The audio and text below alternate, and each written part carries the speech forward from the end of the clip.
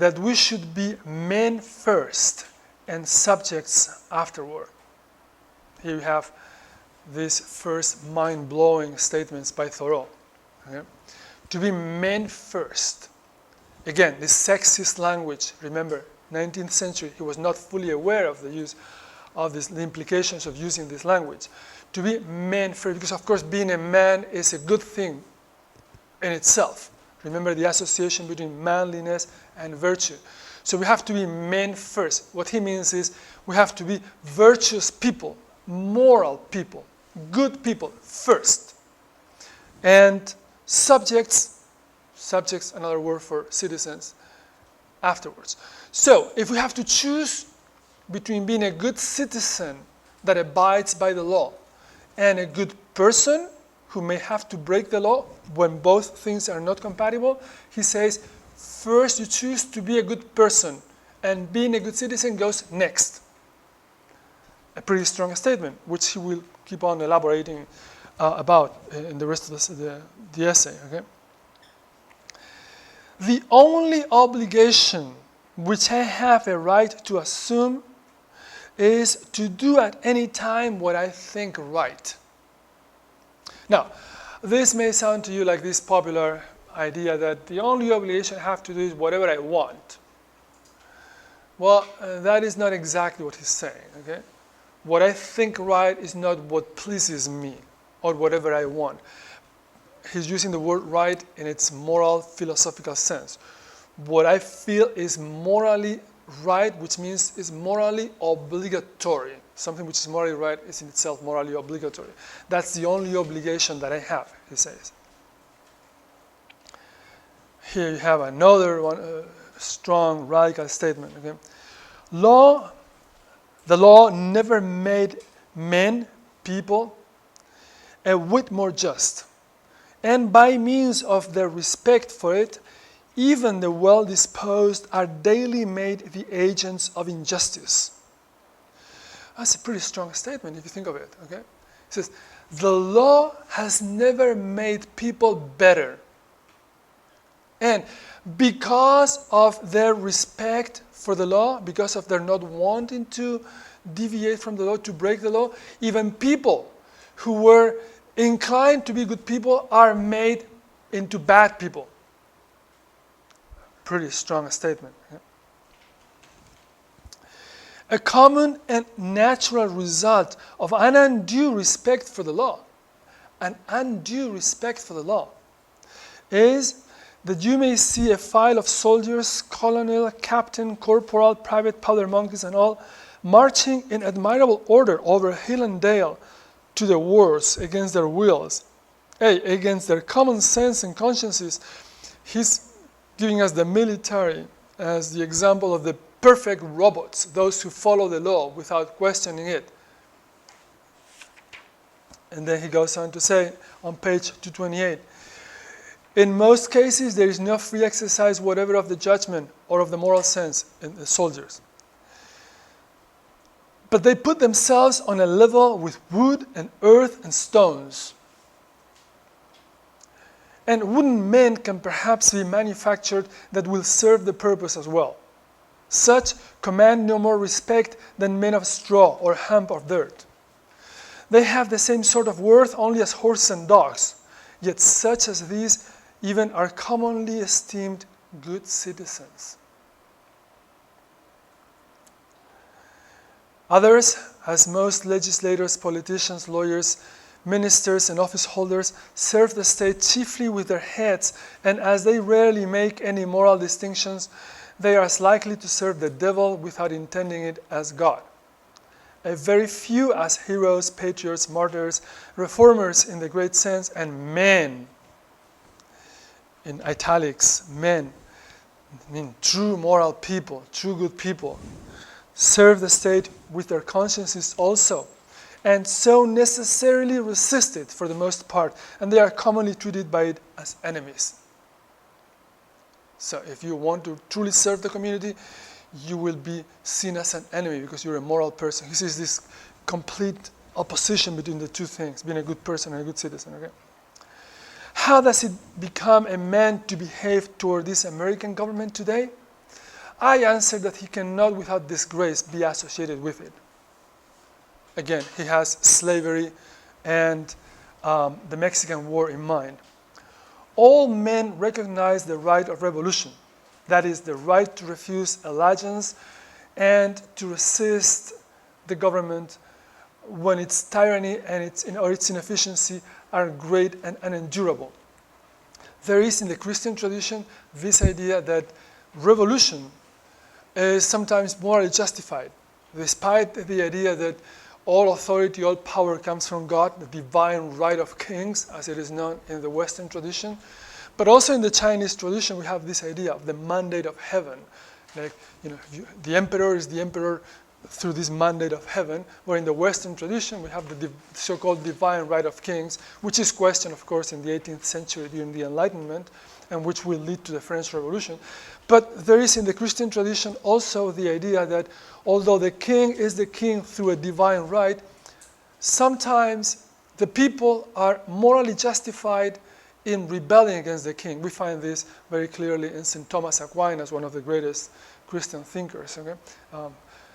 And he says that a ruler is a ruler when he's legislating or ruling for the benefit of the people.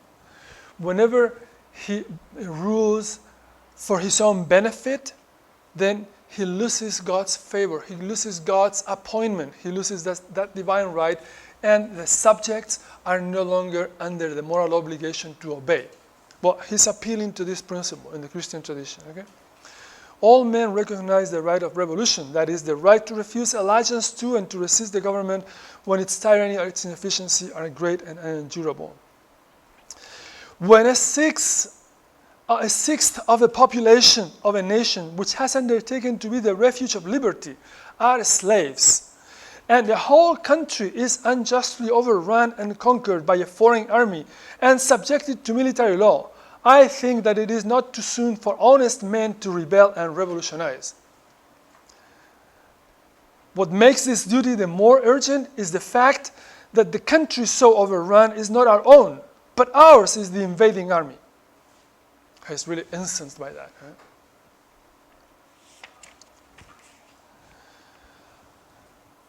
Right? On page 230, bottom of page 230. Again, one of these bombshells he drops. Again, his ideological bombshells in his book. He questions the legitimacy of democracy as we know it. All voting is a sort of gaming, like checkers or backgammon, with a slight moral tinge to it. So voting for the right party, well, maybe there's a moral intention in doing that, but it's just like playing a game, okay? Even voting for the right is doing nothing for it. It is only expressing to men feebly your desire that it should prevail. There is but little virtue in the actions of masses of men. How many men, he italicizes the word men, how many men are there to a square 1,000 miles in this country? He's playing here with the word. He's trying to, men meaning moral people, but also mean males. He's going to play with your mind in this particular paragraph. Hardly one, none. Meaning I don't see true moral people in here who will oppose what the government is doing. And then he kind of plays with the ambiguity of the word men. Does not America offer any inducement for men to settle here? In this case, he means men. People in general, or males. Page 233. Unjust laws exist. Shall we be content to obey them, or shall we endeavor to amend them and obey them until we have succeeded, or shall we transgress them at once? Well, what do you think? What do you guys think? What do you guys think? Any ideas? I mean, if you were to tell a person who thinks like Thoreau, actually, if you are one of Thoreau-minded people, and you were to ask, say, a very legally minded person or a politician, there are unjust laws. What should I do about this? Should I obey them, or shall I endeavor to amend them and obey them until I have succeeded in changing them, or shall I transgress them at once? What kind of an answer would you get from them? Can we focus on the group for this question? What answers do we get?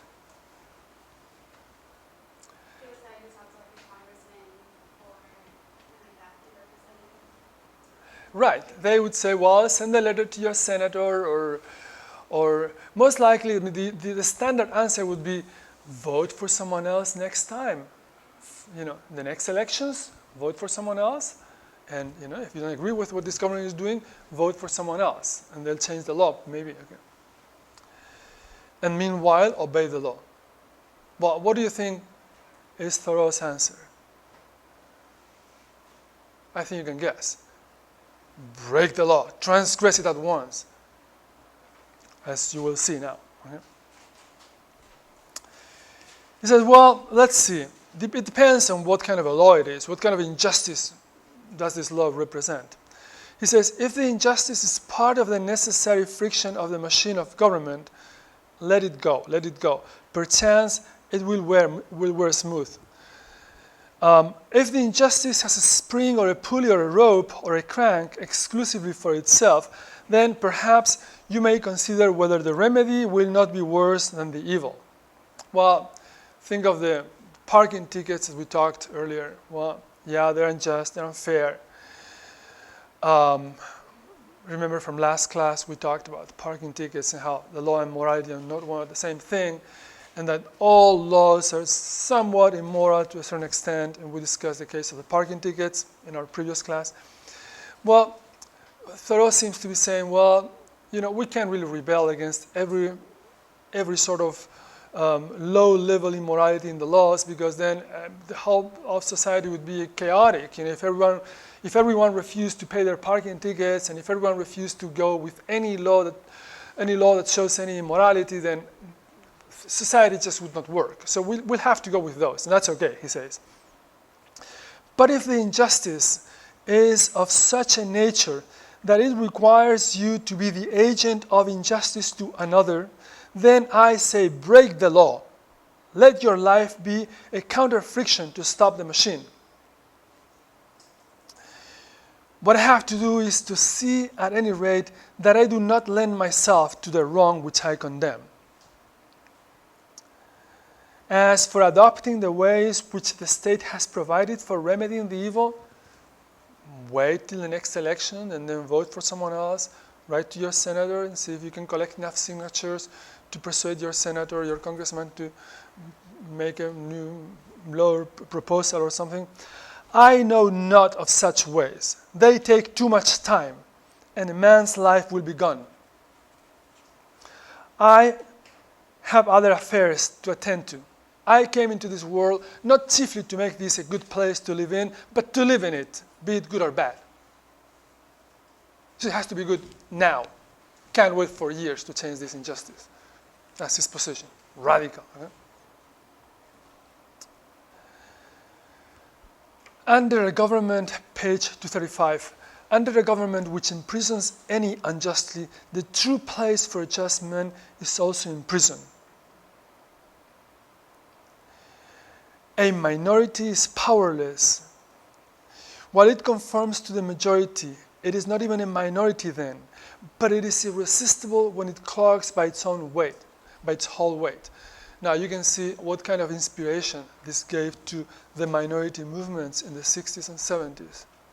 Very strong. These sentences, these statements were taken to be really, golden mottos to be followed and to inspire very much whole generations. In fact, Thoreau went to prison. He went to jail for one night. He refused to pay the poll tax, income tax. He didn't want his money to be used for war or for supporting slavery, or he just didn't want the central government to count on his allegiance, on his obedience. He wanted to stay aloof and on his own